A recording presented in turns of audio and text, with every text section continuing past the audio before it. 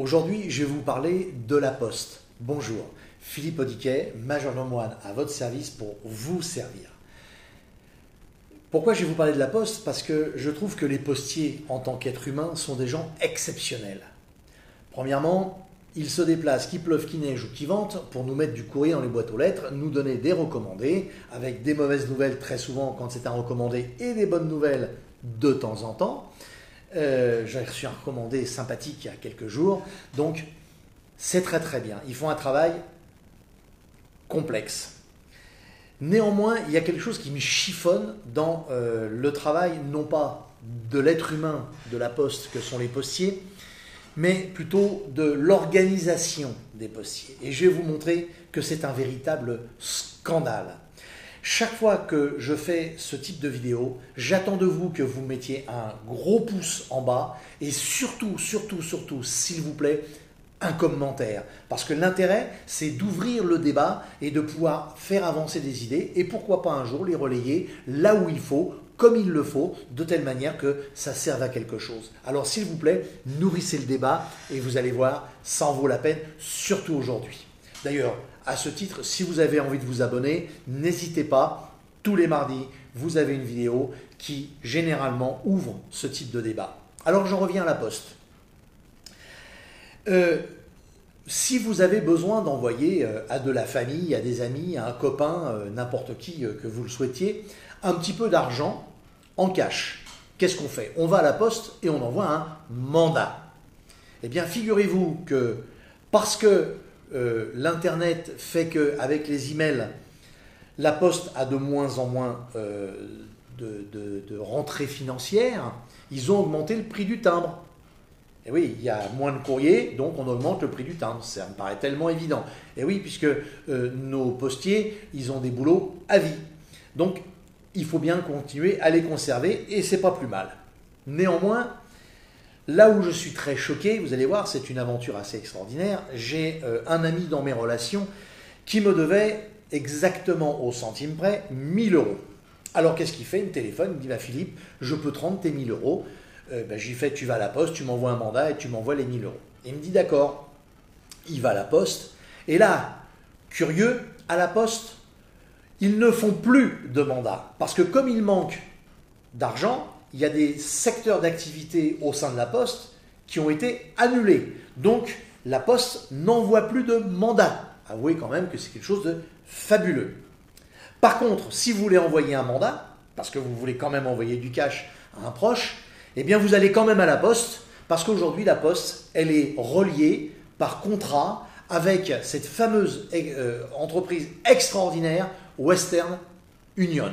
Alors Western Union, on va en parler, parce que à aujourd'hui, quand on dit qu'en termes d'économie, les fameux GAFA, vous savez, Google, Amazon, Facebook, Apple, etc., on pourrait en citer d'autres, hein, Netflix, Uber, etc., qui en font également partie, eh bien, figurez-vous que ces GAFA, en ce moment, sont sous l'œil de notre très très adoré ministre Bruno Le Maire, soi-disant ministre de l'économie, enfin, il paraît, et que...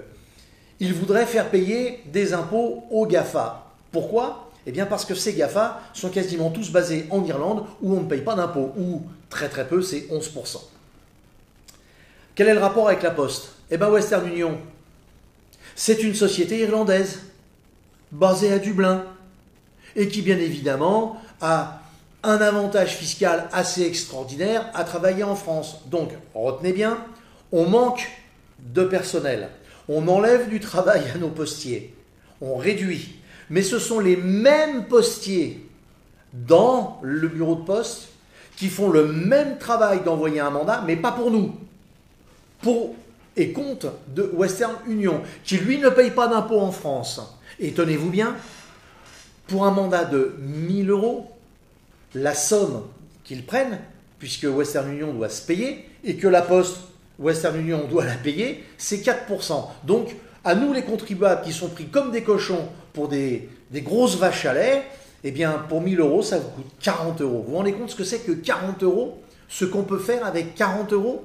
Mais on peut faire énormément de choses. Tiens, le plein de ma voiture, C'est même un petit peu moins. J'ai une voiture qui consomme peu, 35 € le plein. Eh bien, j'aurais économisé un plein. Eh bien, non. Alors, regardez bien et reprenez la chronologie. Pour que la Poste ait moins d'argent à dépenser, qu'est-ce qu'on fait? Ils externalisent leur travail à l'étranger. Ils prennent une société qui est également en Irlande, de telle manière que vis-à-vis de l'impôt français, elle est tranquille. Et quand l'État français critique ces sociétés-là, eh bien l'État français fait en sorte que nous travaillons directement avec, ils encaissent en nom et place, ça nous coûte une blinde pour envoyer un simple mandat que les postiers ne peuvent plus faire pour le compte de la Poste française, mais qui sont capables de faire pour le compte d'une société étrangère. Je vous laisse réfléchir là-dessus, je vous laisse méditer, mais des perles comme ça, eh ben croyez-moi, et ça c'est un malheur dans notre économie, il y en a énormément. Et je vais vous donner le fond de ma pensée. Vous savez, les Gilets jaunes, ils ont fait un truc mais extraordinaire. Il y a des gens qui s'en plaignent, il ne faut pas s'en plaindre. Parce que même si ça nous a occasionné, à ceux qui n'ont pas été dans les ronds-points et autres, ni dans les manifestations des gènes, malgré qu'il y ait eu des casseurs, le mouvement, il a marqué le coup. Et croyez-moi, c'est toujours comme ça qu'il y a eu des véritables avancées pour le bien de tout un chacun. Eh bien, je pense moi qu'on se trompe de combat. Ce qu'il faudrait arriver à imposer au gouvernement, c'est qu'il arrête de faire des frais totalement inutiles. Vous savez, quand un ministre se déplace avec 5 voitures, 10 motards, 5 devant, 5 derrière, etc., je ne vois pas pourquoi ça a lieu d'être. Je veux dire que ce sont des gens comme nous, ils ne font qu'un travail, il n'y a pas besoin de briller autant. Et que nos présidents et ministres et autres au sein de l'Élysée ont leur propre chef de cuisine, leur propre pain, leur propre boulanger, leur propre pâtissier, etc. Tant mieux pour toutes ces corporations. Mais honnêtement, si on avait ces gens-là que pour le jour où c'était nécessaire, parce qu'il faut représenter et qu'il y a un faste qu'il faut respecter, je veux bien, mais à l'année, je trouve quand même que c'est déplorable. D'ailleurs, rappelez-vous, vous savez, l'ancien président, mais qui a été ministre également, monsieur, c'est le nom pas d'un fromage, le nom d'un pays, oui, Hollande, je cherchais le mot. Eh bien, quand on se rend compte qu'il avait un coiffeur qui était payé 10 000 € par mois, je pense que la première des choses, avant de tout augmenter, ce serait peut-être déjà qu'on diminue drastiquement les frais qui sont totalement inutiles. Et vous savez, à ce sujet-là, ce que fait la Cour des comptes dans son rapport une fois par an n'est jamais pris en compte. On paye les gens pour faire un rapport qui souvent est très très pertinent, mais jamais on le retient. Ah, vous voulez parler des voitures? De prix de l'essence? Mais dites-moi, on nous dit, nous, de rouler à l'essence et de ne plus rouler en diesel. Et encore mieux, de rouler électrique. Vous êtes renseigné de savoir combien il y avait de voitures électriques au sein du gouvernement?